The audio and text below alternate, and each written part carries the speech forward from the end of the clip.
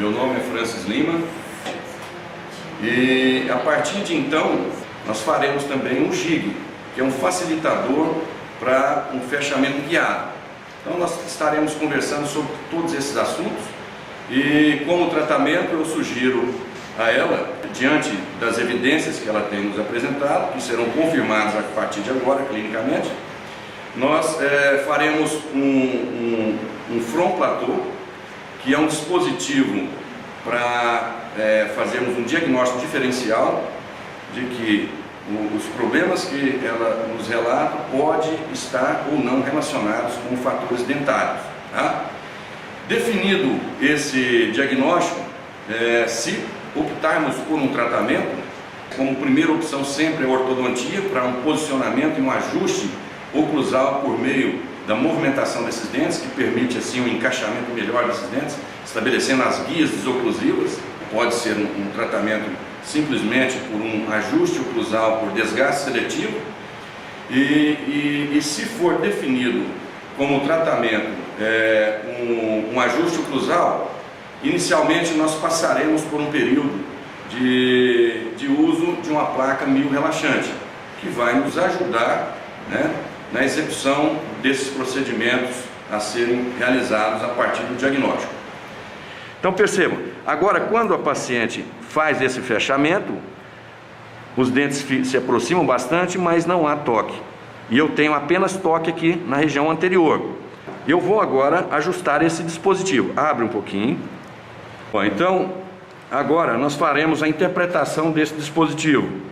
Então aqui nós temos a face vestibular, que foi confeccionada, né, com aquela empunhadura que eu falei, tá? E aquela empunhadura já promove um vértice na face palatina, percebam? Quando a paciente vai fechar a boca, os dentes inferiores edentaram essa estrutura acrílica nessa região e as películas de raio-x eliminaram todos os contatos dentários entre os dentes posteriores, tá? Tanto do lado direito quanto do lado esquerdo. Então eu só tenho toque dos dentes mandibulares, né, de encontro a essa estrutura na região mais anterior, e eu só preciso de um ponto de contato anterior. Com a broca MaxiCut montado em um motor elétrico, eu farei agora o desgaste desse dispositivo. Eu começo do vértice daquela marcação que eu fiz aqui com grafite para as adjacentes, percebam? Olha. Agora eu vou desgastar aquele platô que ficou estabelecido, desgastando da edentação para a lingual.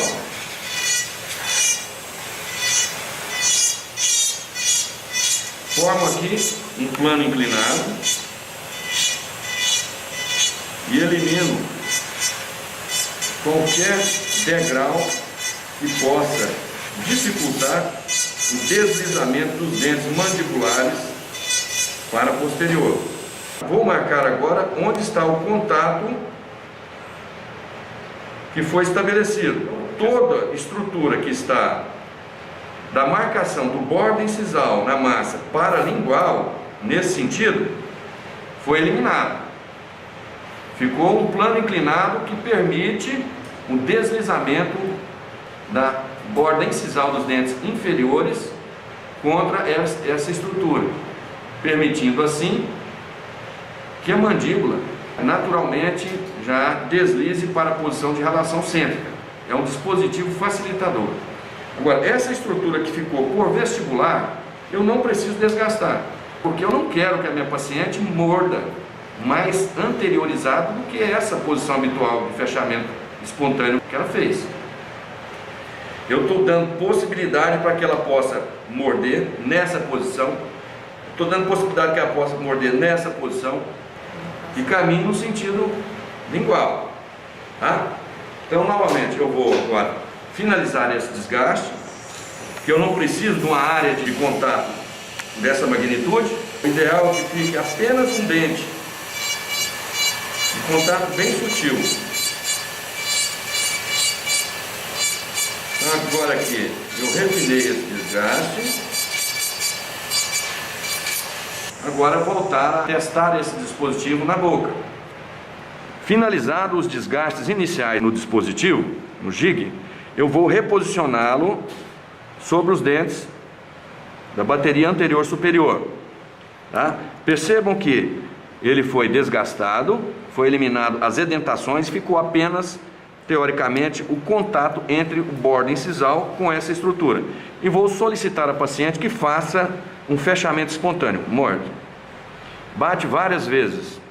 Quando você fecha seus dentes e bate os dentes inferiores contra essa estrutura, há algum toque entre os dentes posteriores? Não, de nenhum lado. Bom, eu fiz aquele desgaste grosseiro no jig e ainda continuo não tendo toque entre os dentes posteriores. E essa é a intenção do jig. Eu vou certificar desse contato dos dentes inferiores com o uso de um papel para articulação. Eu estou aqui com um papel bastante fino, é um papel Acufilme, pode bater. Bate várias vezes. Percebam que em nenhum momento eu tive a preocupação em fazer um fechamento guiado. A paciente está espontaneamente fazendo. Agora abre um pouquinho. Ela fechou várias vezes. Tá? Percebe que houve uma marcação pelo carbono. Eu vou conferir isso no dispositivo. Veja, quando a paciente faz o fechamento, ela está tocando em um ponto. Porém, a gente consegue observar que está trocando nessa estrutura axial aqui, tá? Quer dizer, ela está tentando fazer um fechamento mais anterior do que o fechamento que promoveu o registro da edentação no jig. Então, eu posso manter assim ou eu posso desgastar um pouquinho. Eu vou desgastar um pouquinho. Olha, é muito pouquinho que eu tenho que desgastar.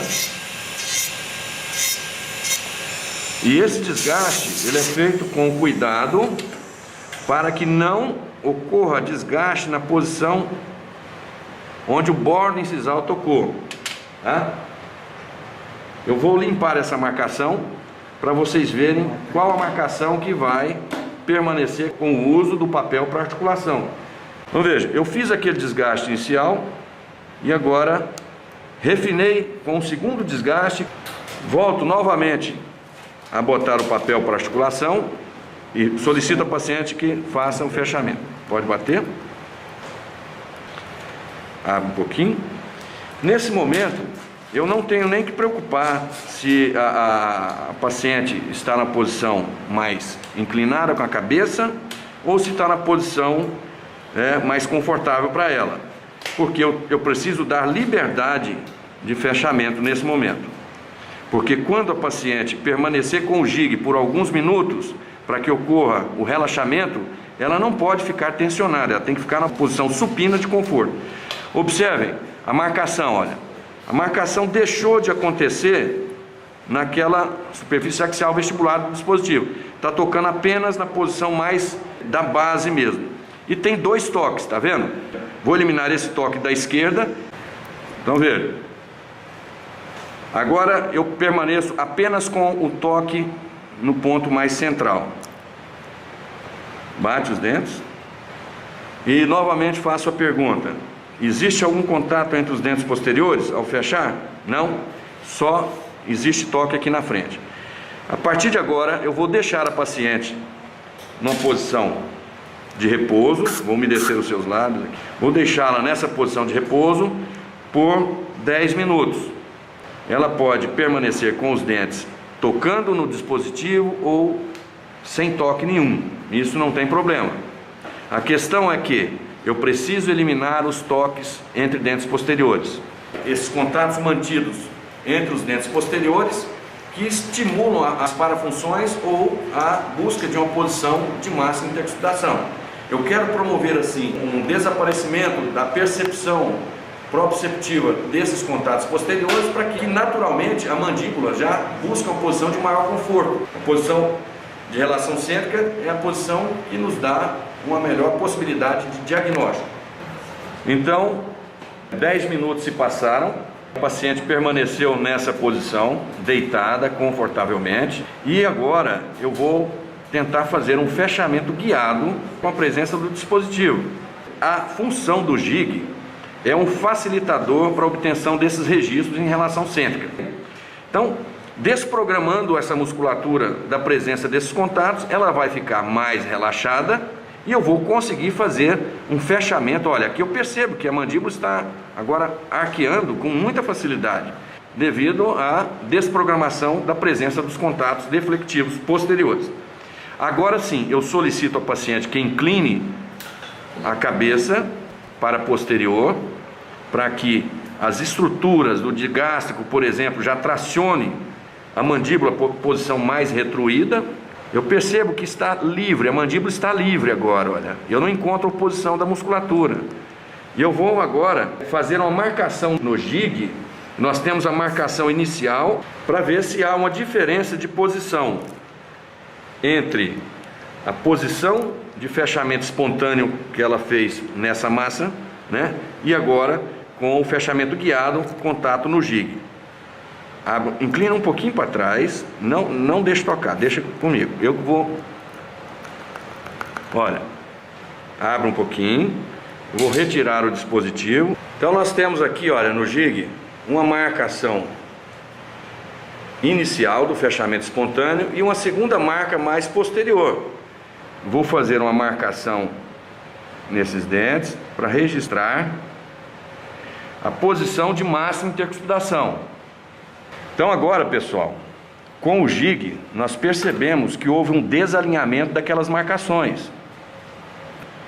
Ou seja, os dentes inferiores, a mandíbula, ela está na posição mais retruída em relação àquela posição onde foi feita aquelas marcações iniciais, que é a posição de máxima intercuspidação habitual.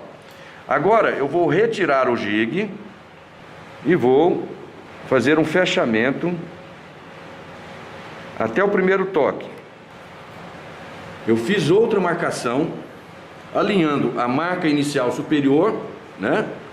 E a gente percebe então que houve uma diferença da posição habitual para a posição de relação cêntrica em torno de 2,5 a 3 milímetros. Então, pessoal, conclui-se que a posição de máxima intercuspidação habitual está de 2,5 a 3 milímetros mais anterior do que a posição de relação cêntrica. Ou seja, RC diferente de MIH.